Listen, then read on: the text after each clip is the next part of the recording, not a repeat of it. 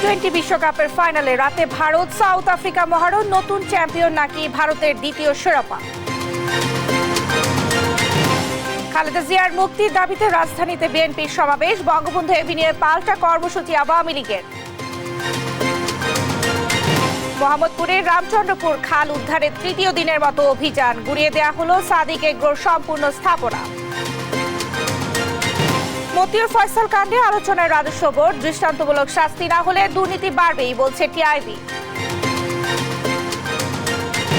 ইরানের প্রেসিডেন্ট নির্বাচনে ভোট গণনা চলছে, হাড্ডাহাড্ডি লড়াই মাসুদ পেজিশকিয়ান ও সাইদ জালিলির মধ্যে।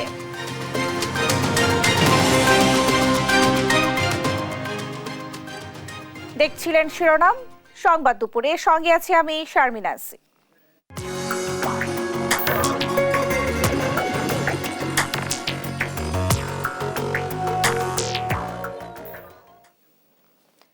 28 দিনের লড়াই আর 54 ম্যাচ শেষে টি-20 বিশ্বকাপ ফাইনালের অপেক্ষা। নতুন চ্যাম্পিয়ন নাকি প্রথম চ্যাম্পিয়নের হাতে উঠবে বিশ্বকাপ ট্রফি, সে উত্তর মিলবে আজ রাতেই। বারবাডোজের কেনসিংটন ওভালে মুখোমুখি হবে সাবেক বিশ্ব চ্যাম্পিয়ন ভারত ও প্রথমবার ফাইনালে ওঠা সাউথ আফ্রিকা। ম্যাচ শুরু বাংলাদেশ সময় রাত 8:30টায়। আল মাহমুদ ফাহিমের ম্যাচ প্রিভিউ। মাসব্যাপী টি-20 মহারণের সমাপ্তি ঘটতে যাচ্ছে ভারত ও সাউথ আফ্রিকা মেগা ফাইনাল দিয়ে। পুরো টুর্নামেন্টে দুর্দান্ত খেলেছে টি-20-র দুই প্যাকেজ দল ভারত ও সাউথ আফ্রিকা। গ্রুপ পর্ব থেকে শুরু করে এখন পর্যন্ত অপরাজিত রোহিত শর্মা, এইডেন মার্কারামরা। সাউথ আফ্রিকা যে নামের পিছনে বহু বছর ধরে লেগে আছে চোকার্স তকমা। ওয়ানডে বিশ্বকাপে 5 বার এবং টি-20-তে 2 বার সেমিফাইনাল খেলেছে প্রোটিয়ারা। আইসিসির মেগা ইভেন্টে বহুবার সেমিফাইনাল খেললেও স্বপ্নের ফাইনালে ওঠেনি কখনো। দীর্ঘ অপেক্ষা আর বহু ব্যর্থতার দুঃসহ স্মৃতি পিছনে ফেলে এবারের বিশ্বকাপে ফাইনালের টিকিট পেয়েছে দক্ষিণ আফ্রিকা।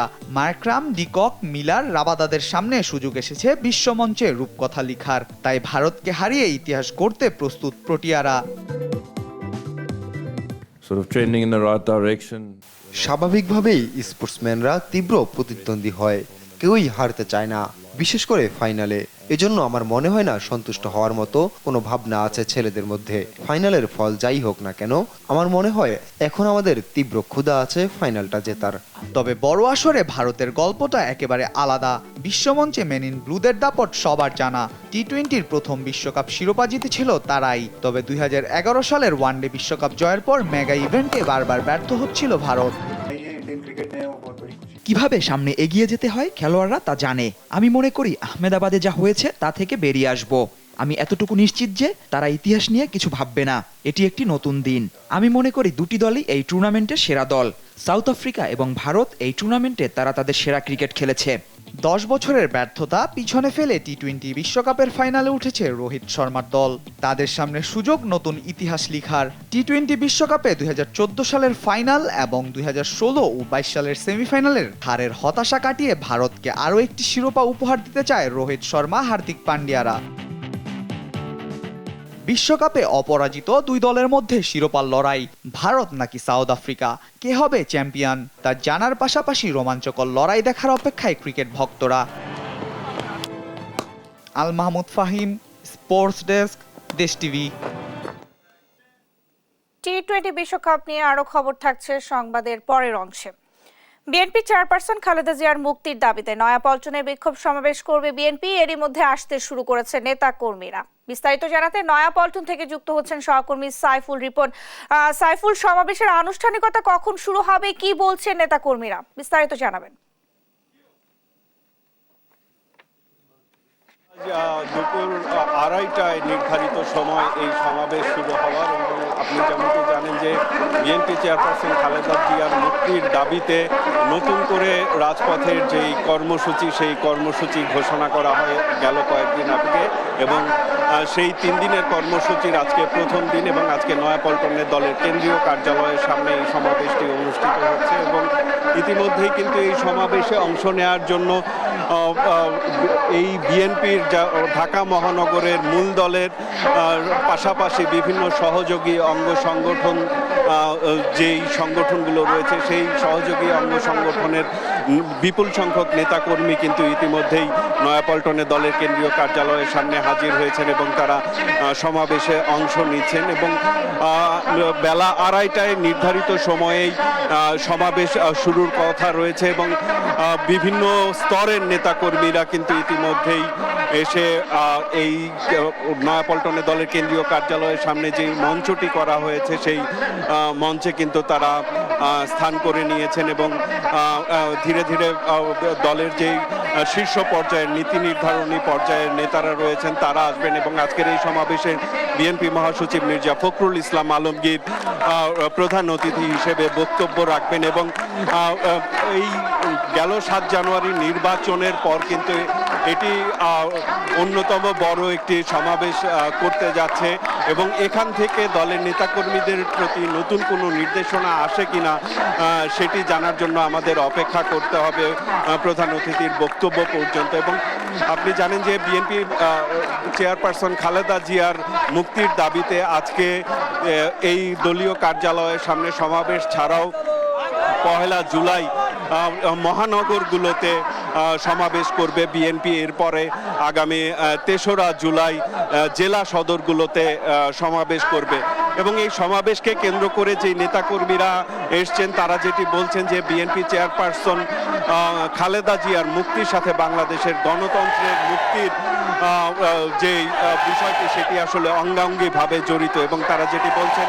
বিএনপি চেয়ারপারসন খালেদা জিয়াকে মুক্তির মাধ্যমে তারা গণতন্ত্র পুনরুদ্ধারের যে চলমান আন্দোলন সেই আন্দোলনকে আরো বেগবান করতে চান এবং দেশে একটি জনগণের সরকার প্রতিষ্ঠা না হওয়া পর্যন্ত তারা তাদের আন্দোলন চালিয়ে যাবেন এমনটি প্রত্যয় কিন্তু তারা জানাচ্ছেন।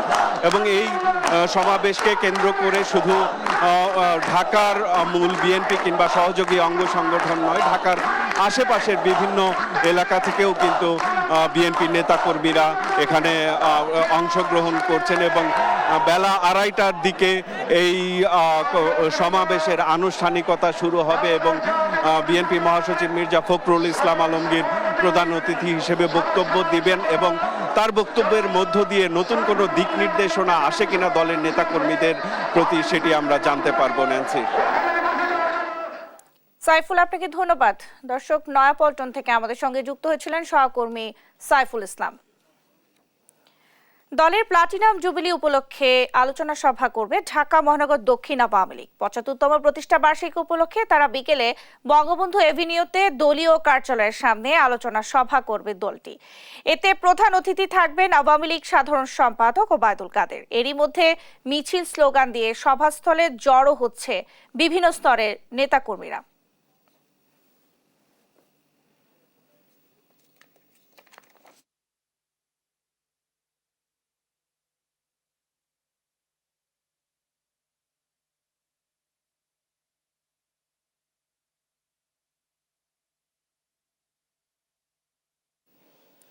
তৃতীয় দিনের মতো চলছে রাজধানীর মোহাম্মদপুরের রামচন্দ্রপুর খালের উচ্ছেদ অভিযান। সকাল 10:30 থেকে অভিযানের কথা থাকলেও বৃষ্টির কারণে তা দেরি হয়।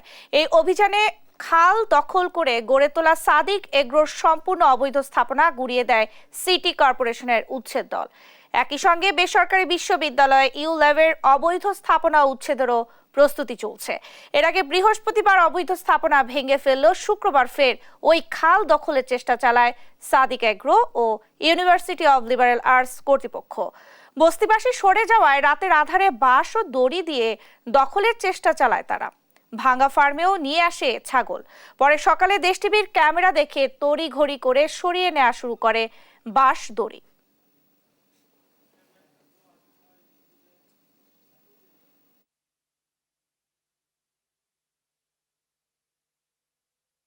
কাউন্সিলর সাহেব যেটি বলেছেন সেটা হচ্ছে আমরা কাগজপত্র দেখে আমি মন্তব্য করতে পারবো। যদি লিজ দেওয়া থাকে, যদি সে ধরনের থাকে, খালের জমি আসলে লিজ দেওয়ার কোনো সুযোগ নাই। খালের ব্যাপারে মাননীয় মেয়র ঢাকা উত্তর সিটি কর্পোরেশনের নির্দেশনায় আমরা কাজ করছি। এটা একটা টিম ওয়ার্ক, জলাধার হওয়ার কথা ছিল, যেটা ছিল সেই চিত্র আমরা আনবো ইনশাল্লাহ। মোহাম্মদপুরের সাত মসজিদ এলাকায় সাদিক এগ্রোর দখলকৃত রামচন্দ্রপুর খাল খননে আজ ফের অভিযান পরিচালনা করবে ডিএনসিসি। এই বিষয়ে আরো জানাতে এই মুহূর্তে ওই এলাকা থেকে সরাসরি যুক্ত হচ্ছেন সহকর্মী এম এ আজিম। আজিম, সেখানকার সবশেষ পরিস্থিতি কি আমাদের জানাবেন? ন্যান্সি, 2 ঘন্টা ধরে কিন্তু সিটি কর্পোরেশনের যে তৃতীয় দিনের উচ্ছেদ অভিযান সেটি কিন্তু চলছে এবং এই 2 ঘন্টা ব্যাপী উচ্ছেদ অভিযানে সাদেক এগ্রোর যে ভবনগুলো থেকে গিয়েছিল এখানে দুমড়ে মুচড়ে অবস্থায় পড়েছিল, এখন কিন্তু বলা চলে সাদেক এগ্রোর সম্পূর্ণ অংশটি আসলে ভেঙে দেওয়া হয়েছে এবং সবকিছু এখন ধ্বংসস্তূপে পরিণত হয়েছে। আমি যদি আপনাকে একটু সেই চিত্রগুলো দেখাই, এখানে কিন্তু আজকে সকালেও আমরা দেখেছি যে পশু ছিল, গবাদি পশুগুলো রাখা হয়েছিল এবং সবকিছুই এখন কিন্তু ধ্বংসস্তূপে পরিণত হয়েছে। শুধুমাত্র সাদেক এগ্রোর যে পশুগুলো রয়েছে, গবাদি পশু, সেগুলো তারা রক্ষা করতে পেরেছেন। সেগুলো আমরা দেখেছিলাম যে যখন অভিযান শুরু হয় তখন ঠিক তারা দৌড়ে বা তাৎক্ষণিকভাবে সেগুলো পাশের একটি মাঠে নিয়ে যান এবং তার বাইরে অফিস ঘর সহ তাদের যে সাদেক এগ্রোর যে ভবন, সম্পূর্ণ ভবনগুলোই একদমই দুমড়ে মুচড়ে গুড়িয়ে দেওয়া হয়েছে। আমরা এখানে যে অভিযানের নেতৃত্ব দিচ্ছেন নির্বাহী ম্যাজিস্ট্রেট মোতাকাব্বির, তিনি আমাদেরকে কিছুক্ষণ আগে কথা বলেছেন আমাদের সাথে। তিনি জানিয়েছেন যে প্রথম দিন যখন তারা অভিযান করেছেন তখন তাদেরকে বলা হয়েছিল সাদেক এগ্রোর পক্ষ থেকে তাদেরকে কিছুটা সময় যাতে দেয়া হয়, যাতে তারা নিজেদের মালামাল নিজেরা সরিয়ে নিতে পারেন। যদিও এর আগে তারা নোটিশ করেছিলেন, তারপরেও তাদেরকে একটা দিন সময় দেওয়া হয়েছিল, কিন্তু সেই একটা দিনে তারা সেটির উল্টো অপব্যবহার করেছিলেন। কারণ তারা পরদিন রাতের মধ্যেই তারা আরও জায়গা দখল করে কিন্তু বাঁশ ও দড়ি দিয়ে তারা জায়গা দখলের চেষ্টা করেছিলেন। তারই প্রেক্ষিতে কিন্তু আজকে সকালে তারা আরেকবার অভিযানে নামেন এবং এই যে অভিযানের প্রেক্ষিতে তারা কিন্তু আজকে একদমই সাদেক এগ্রোর সবকিছু গুড়িয়ে দিয়েছেন এবং এখানে কিন্তু সাদেক এগ্রোর যে ঘরগুলো তার মাঝখানে একটি বসত ঘর ছিল এবং সেটিও কিন্তু দুমড়ে মুচড়ে গুড়িয়ে দেওয়া হচ্ছে। কারণ এটিও তারা বলছেন যে খালের যে জমি সেই খালের মধ্যে পড়েছে এবং তারা যেটি বলছেন যে তাদের যে এই উচ্ছেদ অভিযানটি সেটি এক প্রান্ত থেকে শুরু হয়েছে এবং খালটি যে অববাহিকা সেই অববাহিকা ধরে সিএস ম্যাপ ধরে যেখানে যতটুকু রয়েছেন সেই ততটুকুই কিন্তু উচ্ছেদ করবেন। সেখানে কার ভবন কে দখলে আছে সেটি দেখার বিষয় নয় এবং কোনো ব্যক্তির বিরুদ্ধে তাদের অভিযান নয়। নগরের যে খাল, রামচন্দ্রপুর খালের যে আয়তন জন্য তাদের দৈর্ঘ্য সেটি কিন্তু বিশাল, তাদের চলবে এবং এটি কিন্তু যে পরিস্থিতি রয়েছে সেটি কিন্তু খুবই জানিয়েছেন সিটি কর্পোরেশনের যে ম্যাজিস্ট্রেট এখানে রয়েছেন তিনি জানিয়েছেন এবং তিনি বলছেন যে এই জায়গাটিকে কিন্তু তারা আগেই চিহ্নিত করেছিলেন এবং যেহেতু ঈদুল আজহা এবং একটি গবাদি পশুর খামার, সেই বিবেচনায় কিন্তু তারা ঈদের আগে তারা অভিযান করেননি এবং ঈদের পর নানাভাবে বিতর্কিত হওয়ায় কিন্তু সাদেক এগ্রোর প্রতি তাদের এই অভিযানটি তারা অতি দ্রুত করছেন বলে সেটি আমাদেরকে এর আগে তারা বলেছিলেন। আমরা যদি এখানকার সাধারণ মানুষের সাথে কথা বলেছিলাম, তাদের কথাটা যদি আপনাদেরকে একটু জানাই, সেক্ষেত্রে কিন্তু তাদের মধ্যে একটি সংশয় ছিল যে শুধুমাত্র বস্তিবাসীকেই উচ্ছেদ করা হচ্ছে। সেই জায়গাটি কিন্তু কিছুটা এখন বলা চলে যে তাদের সেই যে প্রশ্ন সেটি কিন্তু উত্তর মিলেছে এবং তারা এখন দেখছেন যে আসলে যেই ভবন সাদেক এগ্রো এবং সাদেক এগ্রোর কিন্তু তারা বলেছিলেন যে কিছুই করতে পারবে না সাদেক এগ্রোর, যখন ভাঙা শুরু হয় ঠিক সেই মুহূর্তেও কিন্তু সাদেক এগ্রোর পক্ষ থেকে এখানকার যে এই ফার্মটির যে দায়িত্বরত কর্মকর্তা ছিলেন তিনি কিন্তু খুব গর্ব করেই বলেছিলেন যে সাদেক এগ্রোর কিছুই করা সম্ভব হবে না। সেই জায়গাটি কিন্তু আজকে বলা চলে যে শুধু যে ভবনটি ধ্বংসস্তূপে পরিণত হয়েছে তা নয়, সাদেক এগ্রোর সেই যে প্রভাব প্রতিপত্ত সেটিও কিন্তু ধ্বংসস্তূপে পরিণত হয়েছে। এখানকার যে ওয়ার্ড কাউন্সিলর রয়েছেন তিনি আমাদের সাথে কথা বলেছিলেন, তিনি জানিয়েছেন যে কাউন্সিলররা করছেন ঠিকভাবে তাদেরকে নানাভাবে বাধা দিচ্ছিলেন এবং এর আগে যখন ঈদের হাটগুলো হয় কোনটি করার আছে না যে ভবনটি নিয়ে বিতর্ক হচ্ছে সেই ভবনটির হাটগুলোতে কিন্তু আমরা দেখেছিলাম যে যা বলছে যে তাদেরকে বারবার বাধা দেওয়া হচ্ছিল, কিন্তু সেই বাধা উপেক্ষা করুন তারা এখানে ইজারার বাইরে হাট বসিয়েছিলেন এবং সেই যে ইজারার হাট বসানোর ফলে কিন্তু তারা আসলে এখানে তাদের যে হাটটি তারা পশু কিনতেন তাদের মধ্যে কিন্তু কোনো নজরদারি ছিল না। সে হিসেবে কিন্তু তারা অনেকটা দাম বাড়িয়ে তারা কোটি টাকা মূল্যেও পশুকে বিক্রি করছেন এবং ছাগলকে দেখা গেছে যে একটি ছাগলকে তারা 15 লাখ টাকা পর্যন্ত দাম হাঁকিয়েছিলেন এবং সেইটি বিক্রি নিয়ে নানা ধরনের মিথ্যাচার কিন্তু এই সাদেক এগ্রো থেকেই করা হয়েছিল এবং এই যে সাদেক এগ্রোর যে আজকের যে অবস্থা, এই যে উচ্ছেদের যে বিষয়টি, এটিতে কিন্তু এলাকাবাসী অনেকটাই খুশি। তো এই ছিল আমার কাছে সাদেক এগ্রোর উচ্ছেদ অভিযান থেকে সব শেষ। আজিম, আপনাকে ধন্যবাদ। দর্শক, রাজধানীর মোহাম্মদপুর থেকে আমাদের সঙ্গে যুক্ত হয়েছিলেন সহকর্মী এম এ আজিম। সাগর চুরি করে অঢেল সম্পদ গড়ার অভিযোগের পরও ধরাছোঁয়ার বাইরে মতিউর। তিনি গ্রেফতার হলে ফেঁসে যাওয়ার আশঙ্কায় তাকে বাঁচাতে উঠে পড়ে লেগেছে অনেক প্রভাবশালী। মতিউরের মতো আরেক কর্মকর্তা এনবিআর এর প্রথম সচিব কাজী আবু মোহাম্মদ ফয়সালের বিপুল অবৈধ সম্পদের তথ্য পেয়েছে দুদক। তার সম্পদের পাশাপাশি বেরিয়ে আসছে তার স্ত্রী ও শ্বশুর শাশুড়ির নামেও অঢেল সম্পদ গড়ার তথ্য। টিআইবি বলছে, চিহ্নিত দুর্নীতিবাজদের বিচার না হলে দুর্নীতি বাড়বেই। বিস্তারিত শাহাদাত নিশাদের রিপোর্টে। সম্প্রতি 15 লাখ টাকায় ছেলের ছাগল কেনা নিয়ে গণমাধ্যমে সমালোচনার ঝড় ওঠার পর এনবিআর এর কর্মকর্তা মতিউর রহমানের বিরুদ্ধে একের পর এক সাগর চুরির তথ্য বেরিয়ে আসছে। তবে এখনও ধরাছোঁয়ার বাইরে তিনি। এত আলোচনার মাঝেও কেন ধরাছোঁয়ার বাহিরে মতিউর, তা নিয়ে জনমনে চলছে নানা আলোচনা সমালোচনা। মতিউরের মাধ্যমে যারা হাজার হাজার কোটি টাকা পাচার করেছেন, স্বর্ণ চোরাচালান করেছেন, তারা এখন মতিউরকে রক্ষা করতে মরিয়া। অভিযোগ আসছে, যারা রক্ষা করতে চান তারা অনেকেই ক্ষমতাধর ব্যবসায়ী। মতিউরকে দিয়ে অনেক সুবিধা ভোগ করা, বিদেশে বিপুল অর্থ পাচার করাই এ তালিকায় রয়েছেন একাধিক ক্ষমতাধর সচিবও। এনবিআর এর সাবেক এ কর্মকর্তা দেশে না দেশ ছেড়েছেন, এ নিয়ে তৈরি হয়েছে ধূম্রজাল। তবে ইমিগ্রেশন সূত্র বলছে মতিউর দেশেই আছেন। তার সরকারি পাসপোর্টের তথ্য বলছে দেশ ছেড়ে পালাতে পারেননি শত শত কোটি টাকা হাতিয়ে নেয়া এ কর্মকর্তা। তাকে শনাক্ত করার জন্য আন্তর্জাতিক রেলপথ, সড়কপথ ও আকাশপথে তার পাসপোর্ট নম্বর সহ অন্যান্য সতর্ক তথ্য পাঠানো হয়েছে। ইমিগ্রেশন কর্তৃপক্ষ তার গতিবিধি মনিটরিং করছে। তবে এনবিআর যেন মতিউর গড়ার কারখানা। গোয়েন্দা নজরদারিতে একাধিক কর্মকর্তা, তাদের মধ্যে প্রথম সচিব কাজী আবু মাহমুদ ফয়সাল ও তার পরিবারের সদস্যদের নামে একাধিক প্লট ও ফ্ল্যাটের সন্ধান পেয়েছে দুর্নীতি দমন কমিশন। পাশাপাশি তার পরিবারের সদস্যদের নামে বিভিন্ন ব্যাংক হিসেবে কোটি কোটি টাকার লেনদেনের তথ্য মিলেছে। পাওয়া গেছে শ্বশুর শাশুড়ির নামে অঢেল সম্পদ গড়ে দেওয়ার তথ্য। দুদকের আবেদনে ফয়সাল ও তার স্বজনদের 87টি ব্যাংক হিসেব ফ্রিজের নির্দেশও দিয়েছেন আদালত। অসাধু কর্মকর্তাদের দৃষ্টান্তমূলক শাস্তি না হলে দুর্নীতি কমবে না বলে মনে করেন টিআইবি নির্বাহী পরিচালক ডক্টর ইফতেখারুজ্জামান। বর্তমানে জাতীয় আইন এবং আন্তর্জাতিক আইনি কাঠামো এমন সুদৃঢ় আছে যে চাইলে সরকারের যদি সদিচ্ছা থাকে, সংশ্লিষ্ট প্রতিষ্ঠানগুলো যদি তৎপর হয় এবং সৎসাহস এবং দৃঢ়তা থাকে, ব্যক্তির পরিচয় এবং অবস্থান দ্বারা প্রভাবিত না হয়ে তারা যদি যথাযথ প্রক্রিয়া অনুসরণ করে, তাহলে তাদেরকে চিহ্নিত করে ফিরিয়ে আনা, দেশে ফিরিয়ে আনা, আইনের মুখোমুখি করা অবশ্যই সম্ভব। দেশে আইনের শাসনের বড় অভাবও দেখছেন টিআইবির নির্বাহী পরিচালক। শাহাদাত নিশাদ, দেশ টিভি, ঢাকা। দেখছেন সংবাদ দুপুর।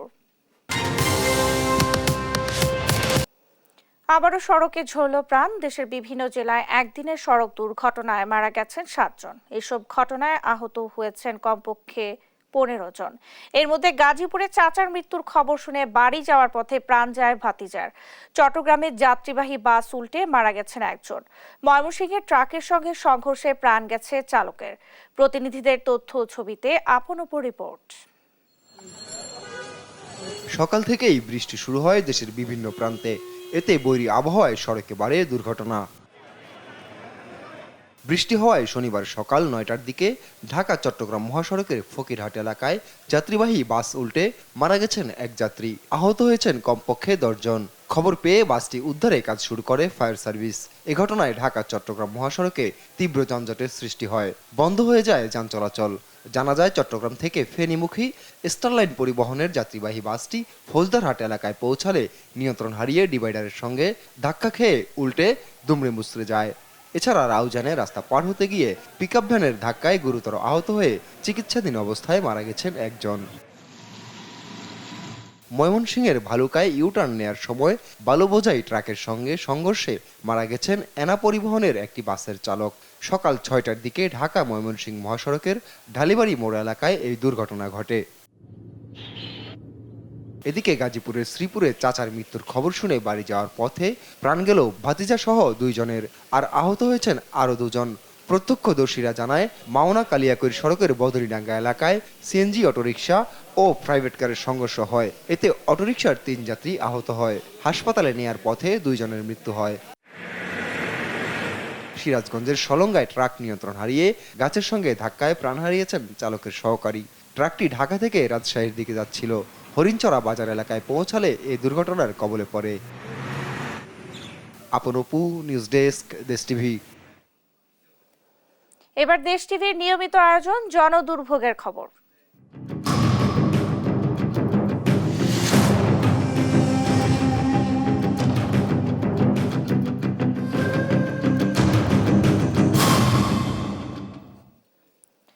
গ্যাস সংকট এবং মশা মাছির উপদ্রবে অতিষ্ঠ রাজধানীর উত্তর সিটি কর্পোরেশনের ৯ নম্বর ওয়ার্ডের বাসিন্দারা।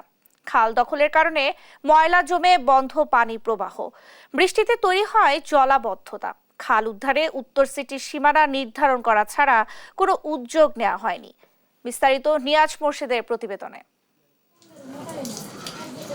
ভানুবিবি থাকেন রাজধানীর উত্তর সিটির ৯ নম্বর ওয়ার্ডের আনন্দনগর এলাকায়। সকাল ৭টার আগেই গ্যাস চলে যায় আর সারাদিনও আসে না। ৪ জনের পরিবারে রান্না করতে হিমশিম খেতে হয়। গ্যাস মনে করেন ৪টা-৫টা বাজে আসে, আসলে আবার মাগরিবের আগে দিয়ে আবার চলে যায়। আবার রাত্রে মনে করেন যে ২টা-২.৫টা বাজে আবার গ্যাস আসে, তখন তো আমাদের লাগে না।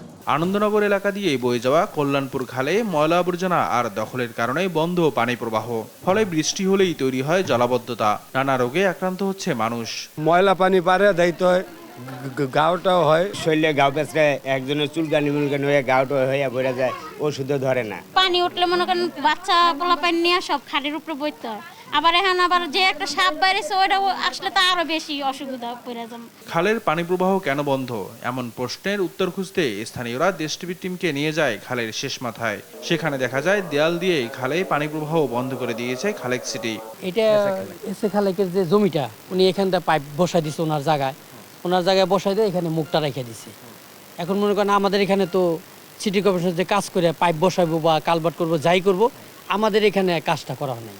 বর্ষার সিজনে পানি আইতো, আবার সিজনে পানি যাইতো গিয়া ধান হইতো, এই খেতে এর মধ্যে ধান হইতো, ধান লাগাইতো। এলাকাবাসীর অভিযোগ, খালের সীমানা চিহ্নিত করলেও দখলমুক্ত করতে কোনো পদক্ষেপ নেয়নি ঢাকা উত্তর সিটি কর্পোরেশন। এ বিষয়ে স্থানীয় কাউন্সিলরের দাবি, খাল উদ্ধার ও জলাবদ্ধতা নিরসনে কাজ চলছে। সব বিষয়ে আমরা দফায় দফায় মিটিং করতেছি, এই সমস্ত বিষয়ে আমরা কাজ করতেছি, যেটা এলাকাবাসী জানে যে বিষয়ে আমরা খুব সতর্ক এবং আমরা অলরেডি আমাদের কাজ চলতেছে। দ্রুত খাল উদ্ধার করে জলাবদ্ধতা নিরসন সহ নাগরিক সুবিধা নিশ্চিতের দাবি জানিয়েছে এলাকাবাসী। নিয়াজ মোর্শেদ, দেশ টিভি, ঢাকা। পঞ্চগড়ের বোদা উপজেলার পল্লী বিদ্যুতের গ্রাহকদের যন্ত্রণার কারণ হয়ে দাঁড়িয়েছে বিদ্যুৎ বিল। মে ও জুন মাসে প্রত্যেক গ্রাহকের বিল এসেছে ৩ থেকে ৯ গুণ পর্যন্ত। অস্বাভাবিক এই বিল বিড়ম্বনায় দুশ্চিন্তায় পড়েছেন জেলার গ্রাহকরা। অভিযোগ করতে গিয়েও হতে হচ্ছে অপমান, অপদস্থ। অনেকে আবার বাধ্য হয়েই প্রদানকৃত বিল পরিশোধ করছেন। এদিকে কর্তৃপক্ষ বলছে মিটারের যান্ত্রিক সমস্যার কারণে বিল বেশি হতে পারে। অভিযোগ দিলে তদন্ত করে সমাধান করা হবে। পঞ্চগড় থেকে সহকর্মী রাশেদুজ্জামান বাবুর পাঠানো তথ্যচিত্রে টুম্পা আফরোজের ডেস্ক রিপোর্ট। বিদ্যুৎ বিল যেন গলার কাটা, এ নিয়ে চরম বিপাকে পঞ্চগড় জেলার বোদা উপজেলার প্রায় 50,000 গ্রাহক। প্রায় 2 মাস ধরে এ যন্ত্রণার ঘানি টানতে হচ্ছে তাদের। বিদ্যুৎ অফিসে দিনের পর দিন ঘুরে অভিযোগ করে টাকা জমা দিয়েও প্রতিকার পাচ্ছেন না তারা। কারণে অকারণে দালালদের দিতে হচ্ছে টাকা, প্রতিবাদ করলেও দেয়া হয় মামলার হুমকি। এদিকে দিনরাত মিলে 8 ঘন্টা বিদ্যুৎ সেবা পাওয়াও কঠিন হয়ে পড়েছে। ঝড় বা বৃষ্টি এলেই দীর্ঘ সময় বিদ্যুৎ থাকছে না। লোডশেডিং এর কারণে থমকে গেছে পড়ালেখা, অফিস, কলকারখানা ও দোকানপাটের কার্যক্রম।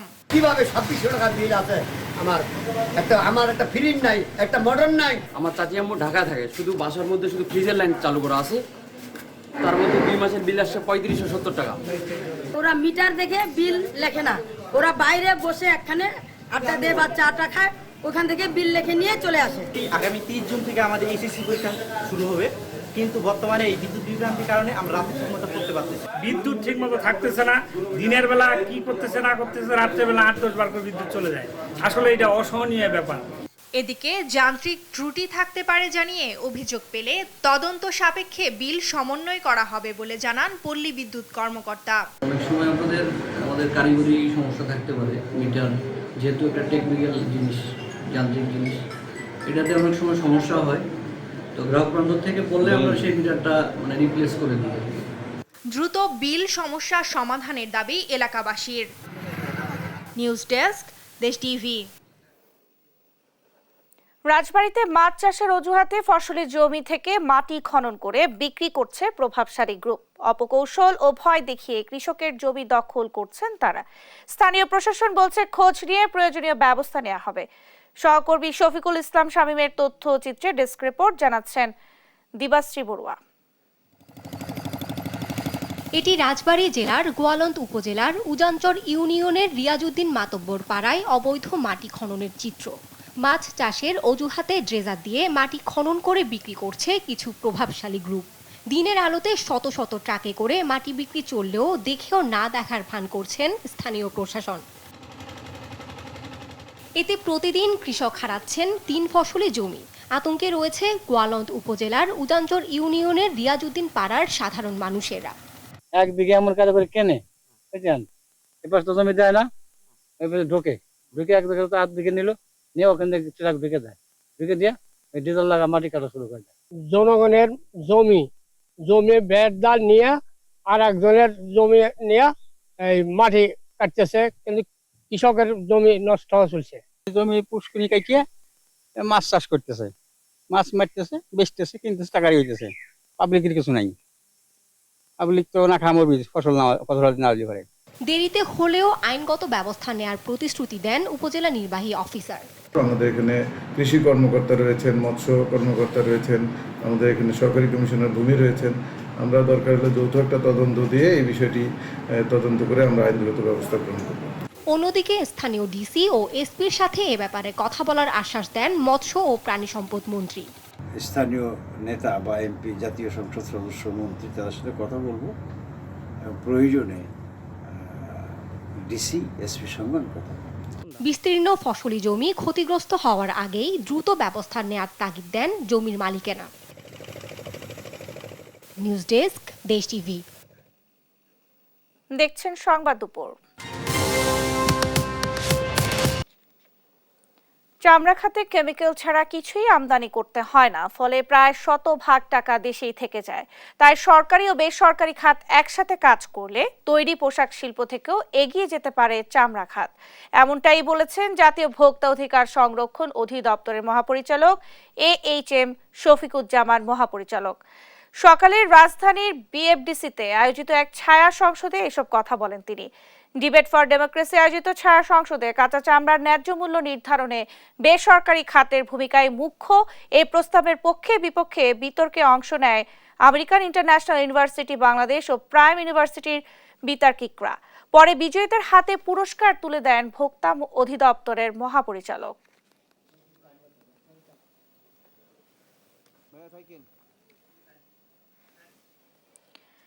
কুড়িগ্রামে বন্যার পানি নেমে যাওয়া স্পষ্ট হয়ে উঠেছে ক্ষতচিহ্ন। পানিতে তলিয়ে নষ্ট হয়ে গেছে একের পর এক পটল ক্ষেত সহ বিভিন্ন ফসল। এতে চরম ক্ষতির মুখে পড়েছেন কৃষকরা। বন্যার পানি নেমে গেলে ক্ষতি নিরূপণ করে কৃষকদের সহায়তা করা হবে বলে জানিয়েছেন কৃষি বিভাগ। কুড়িগ্রাম থেকে সহকর্মী জুয়েল রানার পাঠানো তথ্যচিত্রে টুম্পা আফরোজের ডেস্ক রিপোর্ট। নষ্ট হয়ে যাওয়া পটল ক্ষেত সরিয়ে নিচ্ছেন কৃষকরা। গেল কয়েকদিনের বন্যার পানিতে তলিয়ে মরে গেছে সব পটল গাছ। এ দৃশ্য কুড়িগ্রাম সদরের পাঁচগাছি ইউনিয়নের চর সিতাই ঝাড় এলাকার। জেলার ওপর দিয়ে প্রবাহিত ব্রহ্মপুত্র, তিস্তা, ধরলা ও দুধকুমারে অববাহিকার চরাঞ্চল ও নিম্নাঞ্চলের দৃশ্যও একই রকম। এসব নদ নদীর অববাহিকায় কৃষকদের পটল, আমন বীজতলা, চীনাবাদাম ও পাট সহ বিভিন্ন ফসলের ক্ষেত বন্যায় ক্ষতিগ্রস্ত হয় চরম বিপাকে পড়েছেন কৃষক। গতবারকার হিসেবে এই বছর মোটামুটি ক্ষয়ক্ষতি অনেক বেশি ছিল। বন্যা আসার কারণে পটল গাছ পাওয়া নাই, পটল নষ্ট হয়ে গেছে। আবাদ হয়েছে, ভালোই হয়েছে। বন্যা আসিয়ে তলে যায় জাঙালি মালি সব ভাঙি চুরি গেল। প্রত্যেক বছরে এইরকম বন্যা হয়, পটল শেষ হয়ে যায়। আমার বলি নয়, এই এলাকাটা পুরেটা এই বন্যাতে পটল চলে যায়। এবারের বন্যায় জেলার 9 উপজেলা নিমজ্জিত হয়ে 1320 হেক্টর জমির ফসল নষ্ট হয়েছে। এতে ক্ষতিগ্রস্ত প্রায় 3000 কৃষককে সহায়তার কথা জানায় কৃষি বিভাগ। আমরা ক্ষতিগ্রস্ত কৃষকদের আমরা বিভিন্ন ধরনের পরামর্শ দিয়ে যাচ্ছি যে এখন শাকসবজি এবং মরিচ করার এখনো সময় রয়েছে। এবং তাদের তালিকা তৈরি করা হচ্ছে। যদি প্রণোদনা সহযোগিতা করেন তাহলে তাদেরকে আমরা প্রণোদনা সহযোগিতা করতে পারব। কৃষি প্রণোদনার মাধ্যমে ক্ষতিগ্রস্তদের পাশে দাঁড়াবে সরকার, এমনটাই প্রত্যাশা ভুক্তভোগী কৃষকদের। নিউজ ডেস্ক, দেশ টিভি। সাভারে নিয়ম নীতির তোয়াক্কা না করে ঢাকা নওয়াব এস্টেটের জমি বরাদ্দে ৯/৬-এর অভিযোগ উঠেছে। টাকার বিনিময়ে হস্তান্তর হচ্ছে এসব জমি। সম্প্রতি এক কর্মকর্তার ঘুষের টাকা গোনার ভিডিও সামাজিক যোগাযোগ মাধ্যমে ছড়িয়ে পড়লে সামনে আসে বিষয়টি। এতে ক্ষোভ প্রকাশ করেন ভুক্তভোগীরা।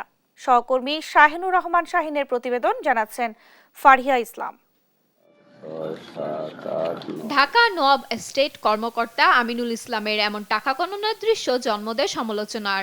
অভিযোগ উঠে আশুলিয়ার আউকপাড়ায় ন্যাশনাল প্লাজা বহুমুখী সমবায় সমিতি লিমিটেডের লিজকৃত সম্পত্তির ডিসিআর দিতেই নিয়েছেন এই টাকা। তবে ভিডিওটির আলাপ আলোচনায় ডিসিআরের জন্য টাকা নেওয়ার বিষয়টি স্পষ্ট হলেও অভিযুক্ত এই কর্মকর্তার দাবি ভিন্ন। শাহাদাত ভাই আর আমার বড় ভাই হিসাবে তার এটা দিয়ে গেছে যে ভাই আমার কাছে রাখলাম, আমার তো দিতে চায় নাই, তা আপনি এটা আমার একটু কাইটে দেবেন, এই আর কিছু না। এখানে সরল মাইন্ডে আমি রাখছি, তাদের টাকাটা গুই না, আমি একটা ডিসিশন দেওয়া হয়েছে আর একটা ডিসিশন পাবে। এরপরই ওই কর্মকর্তা সহ অনেকের বিরুদ্ধে মুখ খুলতে শুরু করে ভুক্তভোগীরা। জানান সিন্ডিকেট তৈরি করে অফিস কর্তারা হাতিয়ে নিয়েছে লাখ লাখ টাকা। ৫% জায়গা দিব ৪ লাখ টাকা। আমার আগে দিছি দেখে আমাকে একটু ছাড় আছে, মানে ছাড় কইয়া তখন আমাকে দেয় না জায়গা। নতুন একটা প্লট দিবার কথা বলে নিছে আপনার মানি রিসিট দিয়া, শিকদারে সাইন করা মানি রিসিট দিয়া আমার থেকে ৫ লক্ষ টাকা নিচ্ছে, এমন ২০ লক্ষ টাকা। কিন্তু এখন আমি নাম ট্রান্সফার করতে গেলে বলে শিকদারে হুমকি হামকি এবং সন্ত্রাসী বাহিনী দিয়ে মনে করেন গেলে আমাকে মাইর দূর করবো। হুমকি ধামকি দিয়ে প্রকৃত লিজকারীদের জমিতে যেতে দেওয়া হচ্ছে না ডিসিআর, জমিতে যেতে প্রকাশ্যে দেওয়া হচ্ছে বাধা। অফিসের ৪ কর্মকর্তা অবৈধভাবে অন্যদেরকে সমিতির যারা সদস্য না এদেরকে এরা ডিসিআর দিচ্ছে, কিন্তু আমরা যারা বৈধ আমাদেরকে ওরা ডিসিআর দিচ্ছেন। আমরা ডিসিআর দেওয়ার জন্য তাদেরকে অনেক অনুরোধ করছি, কিন্তু তারা আমাদের কোনো বৈধ কোনো সদস্যের ডিসিআর দিচ্ছে না। আর অফিস প্রধান বলছেন নগদ টাকা নেওয়ার কোনো সুযোগ নেই। বিষয়টি তদন্তে গঠন করা হয়েছে একটি কমিটি। যেহেতু অ্যাকাউন্ট সেকশন অনেক রকম টাকাই গুনতে পারে, অনেক রকম টাকাই থাকতে পারে, তারপরে বিষয়টা সুষ্ঠুভাবে তদন্তের জন্য একটা কমিটি করে দিয়েছে। ২০০৫ সালে সাভারের আউকপাড়া এলাকায় ঢাকা নওয়াব এস্টেটের আওতাভুক্ত ২০ একর জমির লিজ গ্রহণ করে ন্যাশনাল প্লাজা বহুমুখী সমবায় সমিতি লিমিটেড। নিউজ ডেস্ক, দেশ টিভি। এবারে আন্তর্জাতিক প্রসঙ্গ। ইরানের প্রেসিডেন্ট নির্বাচনে কেউই একক সংখ্যাগরিষ্ঠতা পাননি। ভোট গণনায় মাসুদ পেজিশকিয়ান এগিয়ে থাকলেও ম্যাজিক ফিগার স্পষ্ট করতে পারেননি তিনি। কাছাকাছি অবস্থানে রয়েছেন নিকটতম প্রতিদ্বন্দ্বী জালিলি। এই অবস্থায় আগামী ৫ জুলাই দ্বিতীয় দফা বা রান অফে ভোট আয়োজনের ঘোষণা দিয়েছে দেশটির স্বরাষ্ট্র মন্ত্রণালয়। বিস্তারিত আফরিন মৌর রিপোর্টার। ৩ দফা সময়সীমা বাড়ানোর পর মধ্যরাতে শেষ হয় ইরানের প্রেসিডেন্ট নির্বাচনের ভোট গ্রহণ। বুথফেরত জরিপ বলছে নির্বাচনে ৪০% বেশি ভোট পড়েছে।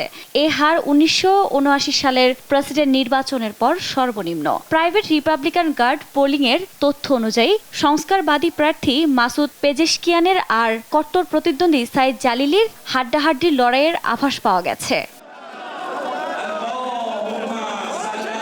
প্রথম ধাপে কেউ ৫০% ম্যাজিক ফিগার স্পর্শ করতে না পারলে নির্বাচন গড়াবে দ্বিতীয় ধাপে। রান অফের ভোট হতে পারে ৫ জুলাই। সর্বোচ্চ ভোট পাওয়া ২ প্রার্থী অংশ নেবেন রান অফের ভোটে। ইরানের নির্বাচনে প্রতিদ্বন্দ্বীদের মধ্যে মাসুদি একমাত্র সংস্কারবাদী। তার নিকটতম প্রতিদ্বন্দ্বী সাইদ জালিলি এবং মোহাম্মদ বাকের কালিবাফও ইসলামী রক্ষণশীল নেতা।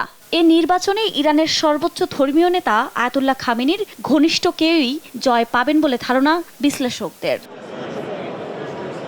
২০২১ সালে নির্বাচনে জয়ী হয়ে প্রেসিডেন্ট হয়েছিলেন ইব্রাহিম রাইসি।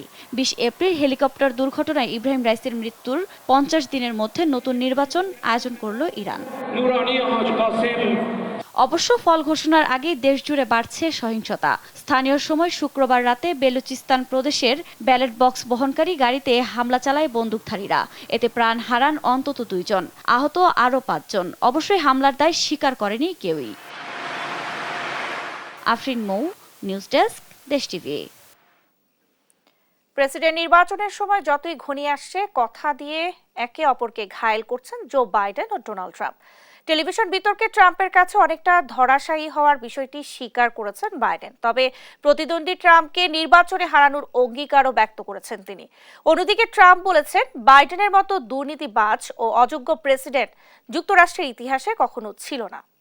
লুৎফর কবিরের রিপোর্টে বিস্তারিত। জর্জিয়া অঙ্গরাজ্যের আটলান্টায় বিতর্কের পর শুক্রবার নর্থ ক্যারোলিনায় এক নির্বাচনী সমাবেশে যোগ দেন মার্কিন প্রেসিডেন্ট জো বাইডেন। ওই বিতর্কে সাবেক প্রেসিডেন্ট ডোনাল্ড ট্রাম্পের কাছে এতটাই ঘায়েল হয়েছেন যে দেখে মনে হয় কিছুই হয়নি। সমর্থকদের সামনে নিজেকে সেভাবেই তুলে ধরেন তিনি। তার দল ডেমোক্রেটের সমর্থকরা করতালি ও নানা স্লোগানে মাতিয়ে রাখেন স্টেজ। বিতর্কে ট্রাম্পের কাছে পরাস্ত হওয়ার বিষয়টি সবার সামনেই স্বীকার করে নিয়েছেন বাইডেন। নিজের বয়স হয়েছে বলেও মন্তব্য করেন তিনি। আজ নর্থ ক্যারোলিনায় আমার আসার একটি বড় কারণ আছে। এই অঙ্গরাজ্যে আমি বিজয়ী হতে চাই। আগামী নির্বাচনে এখানে আমরাই জয়ী হব। গতরাতে আমি 90 মিনিটের বিতর্কে একজন লোকের সঙ্গে কাটিয়েছি।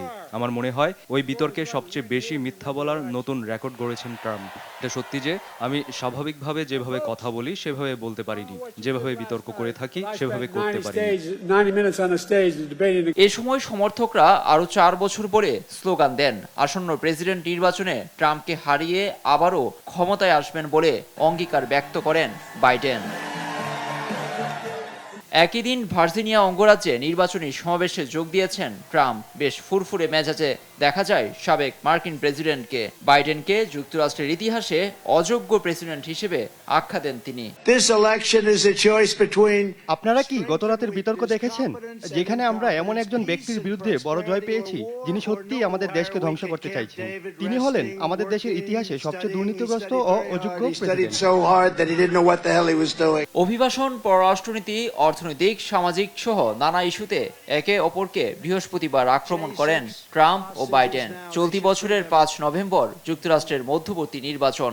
এই নির্বাচনে এখন পর্যন্ত দৌড়ে বেশ শক্ত অবস্থানে ট্রাম্প। অন্যদিকে বিভিন্ন জরিপে দেখা গেছে সেই তুলনায় পিছিয়ে ক্ষমতাসীন প্রেসিডেন্ট বাইডেন। লুৎফর কবির, নিউজ ডেস্ক, দেশ টিভি। দেখছেন সংবাদ দুপুর।